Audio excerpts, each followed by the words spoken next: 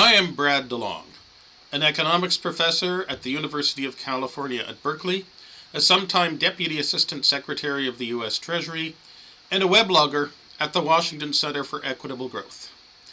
This is the weekly DeLong Today briefing. Here I hold forth on the Lee Bureau's Vimeo platform on my guesses as to what I think you most need to know about what our economy is doing to us right now. I promised Wes Neff, when he agreed to provide the infrastructure for this, that I and my briefings would be lively, interesting, curious, thoughtful, and relatively brief. I promised I would provide briefings on a mix of forecasting, politics, macroeconomic analysis, history, and political economy. Today is a medium-run, qualitative political economy forecast briefing. The United States over the next 5 years. It is primarily political economy and macroeconomics, with a side order of asset prices and returns and a side order of political forecasting.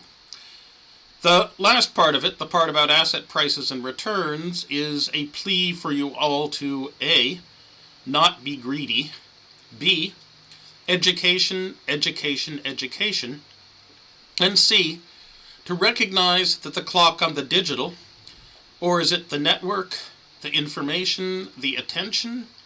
I think it is the attention economy, that the clock on that transformation of the economy has been advanced by 10 years.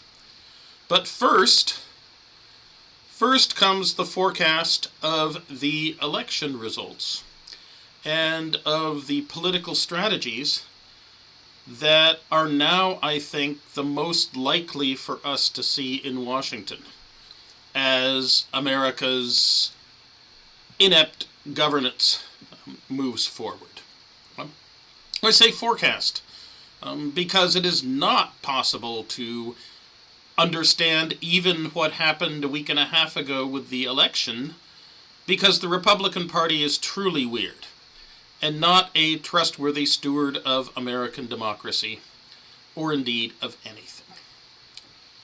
As of now, the most likely scenario that we might see is that Senator Mitch McConnell of Kentucky, backed by 51 other Republican senators, and will be Majority Leader of the Senate for the next 2 years. Joe Biden will be President. Nancy Pelosi will be Speaker of the House. John Roberts will be Chief Justice of the Supreme Court, and not having a very good time as he tries to convince the other 5 partisan Republican justices not to set themselves in the Supreme Court completely on fire. Now, other things might well happen. The Democrats might win both Senate runoffs in Georgia, and then, with Vice President Harris in the chair, have a majority in the upper chamber. Although, does Joe Manchin really count, given the complexion of West Virginia these days? Angus King of Maine and Lisa Murkowski of Alaska, and maybe 1 or 2 others, might get together and caucus as Lincoln Republicans, perhaps with Mitt Romney at their head, and then they would decide week by week whether McConnell or Schumer is going to be Majority Leader for the next week, or maybe they will persuade everyone that Mitt Romney should be Majority Leader. Donald Trump might have to be dragged out of the White House by the Secret Service. Politics is very strange and very surprising these days. But the way to bet is that for the first 2 years of the Biden administration, the agreement of Schumer, Pelosi, and Biden and McConnell, or at least McConnell's permission based on his wanting to keep his entire caucus together, will be essential for anything legislative to pass. And the most important question then is how to turn that something into other than legislative gridlock. Now, there is the hope that issues can be reframed.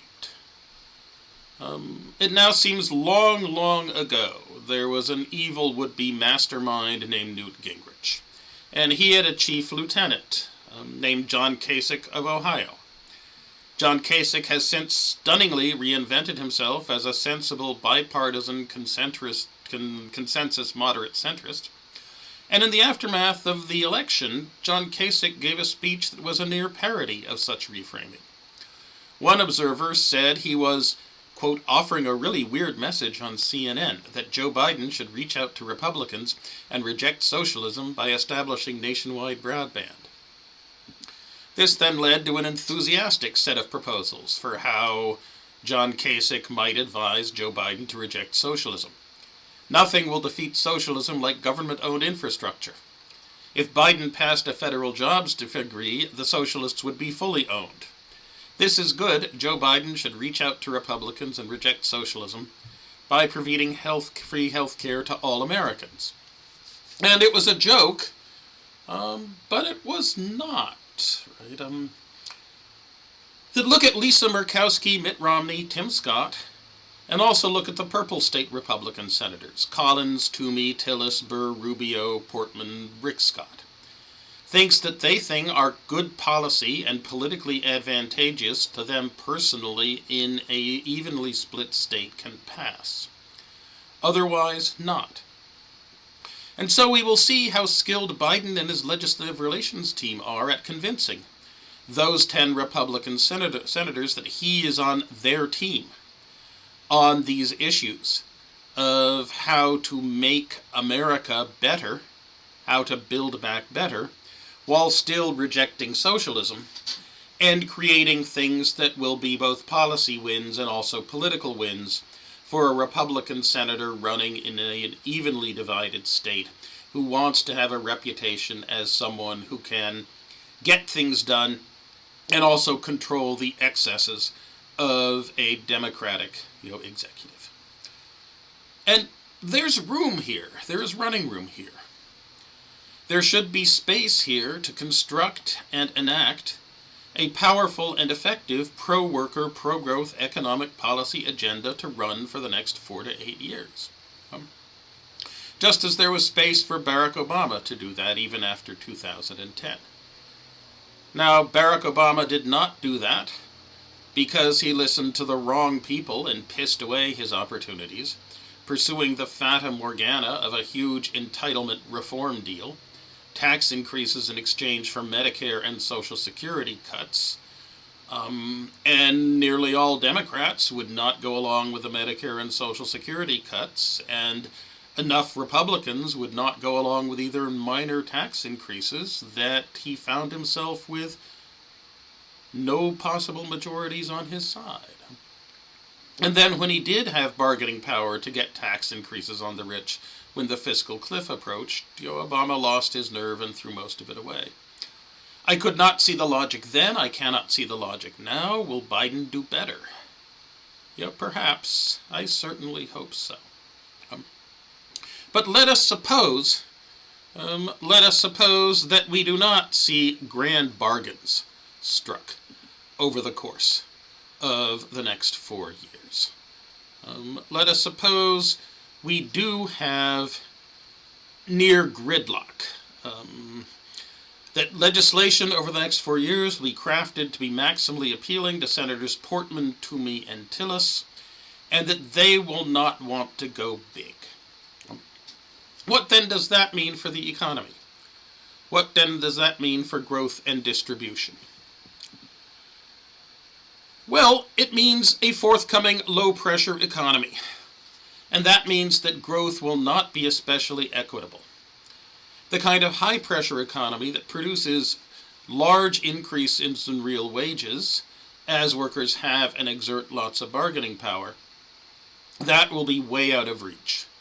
It would require much more of an oomph. It would require much more of an oomph in terms of federal purchases of goods and services than the infrastructure and industrial policy spending measures that would make sense to a Tillis and a Portman could deliver.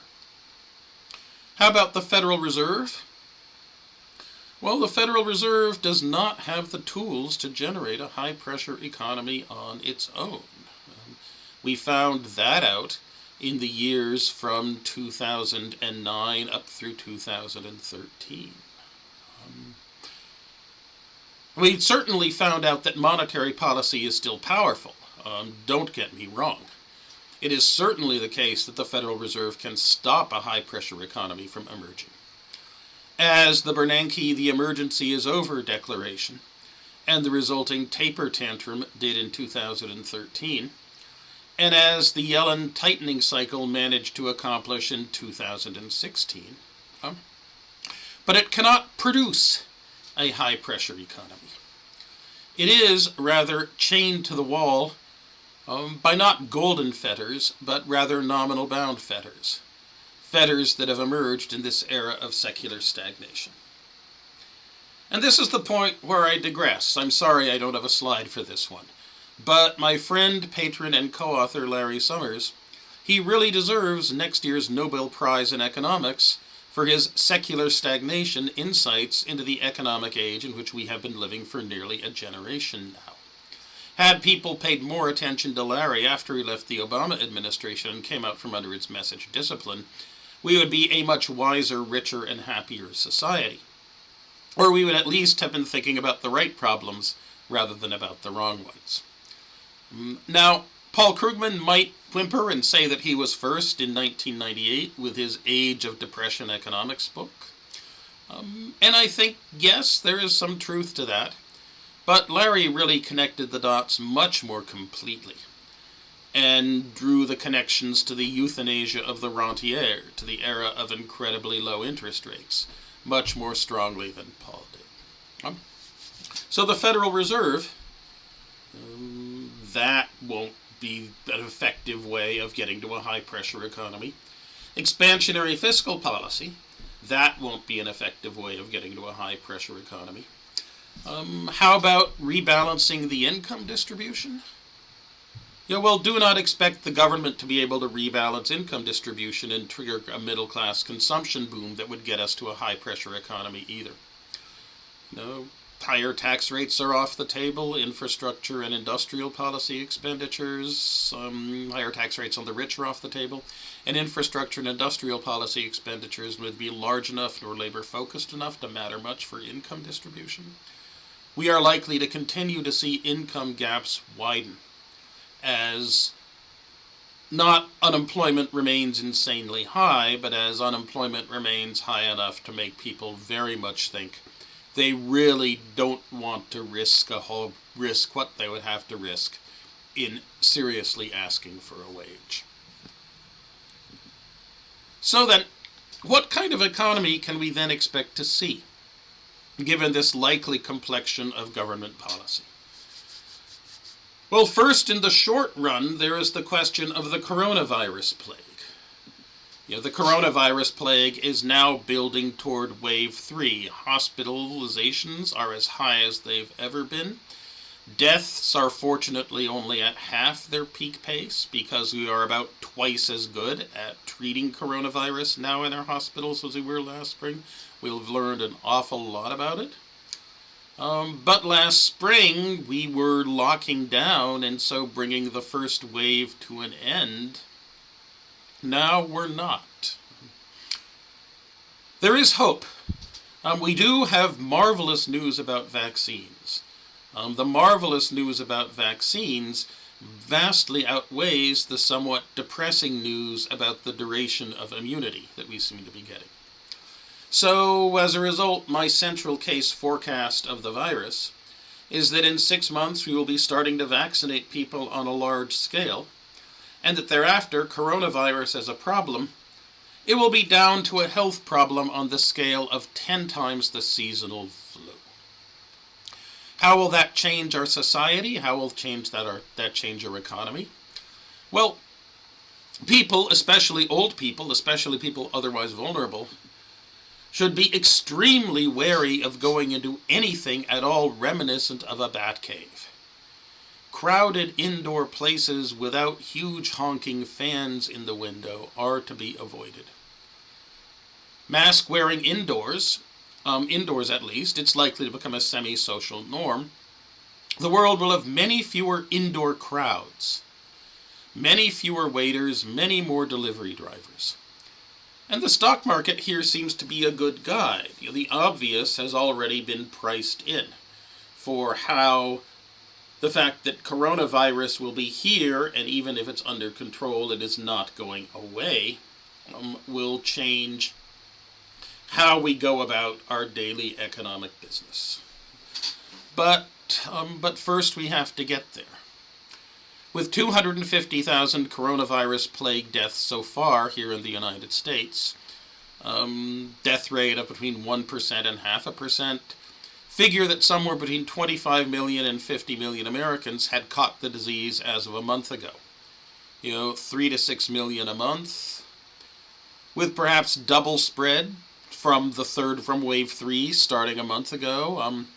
We guess that there'll be another 18 to 36 million cases before the end of the year, for a total 2020 caseload of between 45 and 90 million.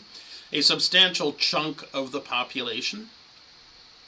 And, something like maybe 400,000 deaths by the end of January, unless this third wave turns itself around very, very quickly as social distancing once again establishes itself. It's going to be bad. But as of the start of 2021, that still leaves between 110 and 155 million people to catch it or get vaccinated in 2021 and beyond before we can even start thinking about herd immunity. And, permission to think about herd immunity does not make it a reality or even a high probability. Plus, our chances of turning the third wave around are not as great as we would like. We're entering the season in which all of America, except for the Gulf Coast, the low southwestern desert, and coastal Southern California, moves into that time of year in which people spend a lot more time inside in places that are very, very reminiscent indeed of the bat caves in which the Rona probably evolved and which it greatly loves to spread. And in some sense, this is heartbreaking.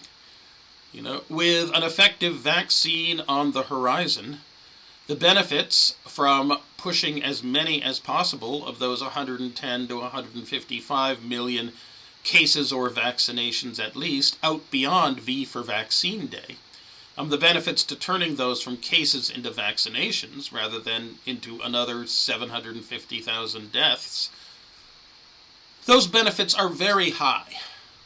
A rational United States would impose a nationwide lockdown for a month in order to nearly scotch the plague, and then push those cases out and beyond the V for Vaccine Day.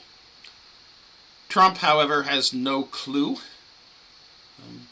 Perhaps we won't lose the opportunity. Perhaps the calculus will still appear to be the same come January 21st. Perhaps we will have not set the country on fire. Perhaps not. But in the short run, expect Congress to do nothing and expect the executive branch to do nothing, as Trump's attempts to hold on to power pose a potentially existential threat to American democracy. His temper tantrums will soak up, they already are soaking up, all of what could otherwise be policy energy. And so in the short run, expect a second dip in the coronavirus plague depression, as people begin to recognize how high the chances of catching the disease are from spending on leisure and hospitality in indoor close contact venues. China will grow in 2020. The United States now appears likely to shrink in its economy in the fourth quarter.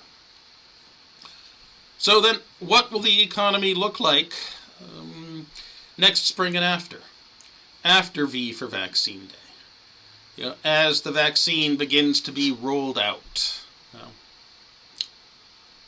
Expect profits to rise.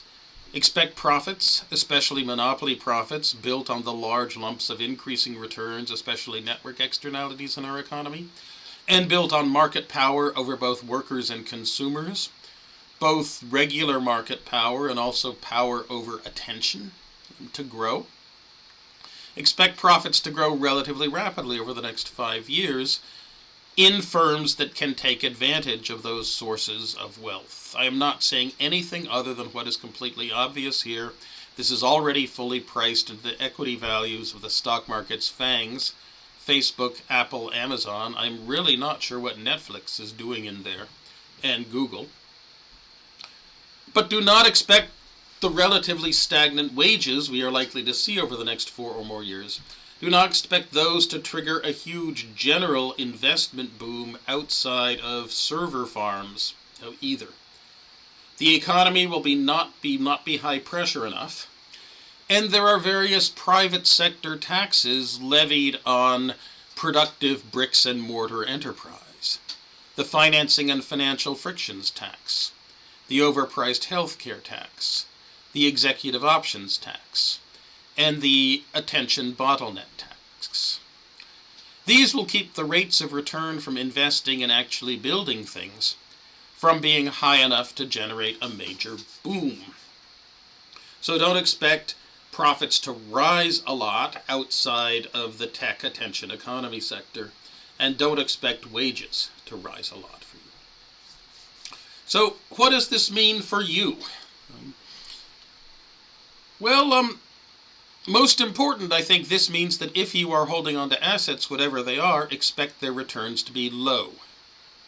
You already got your profits over the next 4 or 5 years. They have been capitalized into current asset values. Your high rates of return over the past decade were to a large extent the bringing forward in time of what otherwise would be the next 5 years' worth of returns. So if you look at the asset prices and returns that go along with that qualitative macroeconomic forecast, you can't expect a lot. Yes, there are still substantial returns to be earned by bearing lots of risk of the right kind. Yes, there are still substantial returns to be earned by being lucky. Yes, there are still substantial returns to be earned by taking the other side of the transactions of the greedy and the flighty. But as far as the general complexion of asset prices and returns are concerned, we are facing a scenario that John Maynard Keynes predicted back in 1936, the euthanasia of the rentier. Simply owning wealth no longer gives one the power in the market economy to extract income. If you want to live truly high, you have to spend capital or supply some other factor of production, like bearing risks or being smarter and level-headed, or growing an additional source of monopoly power and then hanging on to it. Now, Keynes thought the sharp reduction in the social power of the idle rich, the wealthy rich, would be the result of living in a near-utopian society in which people listened to John Maynard Keynes, took his advice about technocratic issues of economic policy, and created an economy of high employment and high wages. And it would have low interest and profit rates as a side effect, and it would see a great reduction in the social power of the rich, of the moneyed rich, as a positive side effect, which would make it even more utopian. For us, however, it feels more dystopian.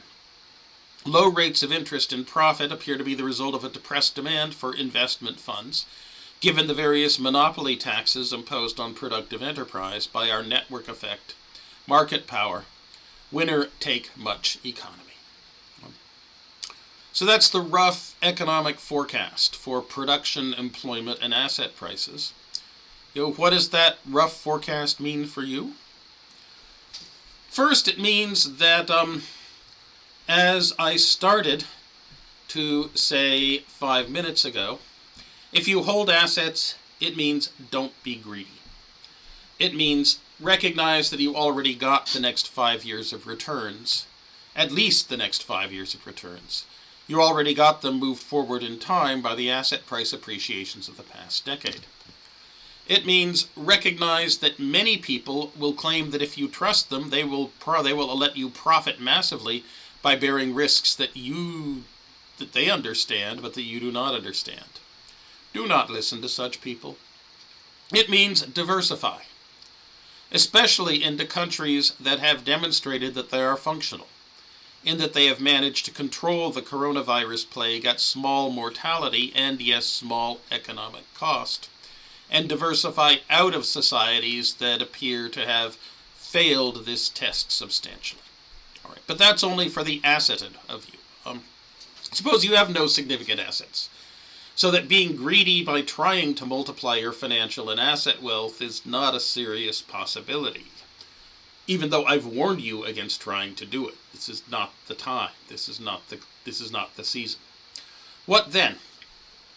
Well, second, if you are already grown up, You need to recognize that the digital, the attention, the network, the information economy, whatever you want to call it, is coming.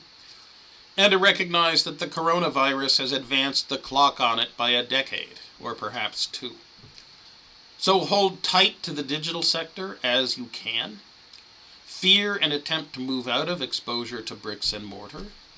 There are a few opportunities to be a substantial winner here. The winners have already placed their bets. Some are now cashing in their chips. Prices have already incorporated this news. But there will be lots of losers. And some of those losers will be in places that might strike you as odd. Germany has an enormous investment in precision machinery and manufacturing focused around internal combustion engines. How much will that be worth in the truly long run? Do not get caught with your livelihood depending on a firm, or on an industry, or on a region that may well be one of the big losers. Suppose you are young. Then third, education, education, education. But what kind? Well, the education sector has already been disrupted by the coronavirus plague. But this disruption is not by new, more valuable commodities or more efficient production methods. It has simply been bombed into rubble.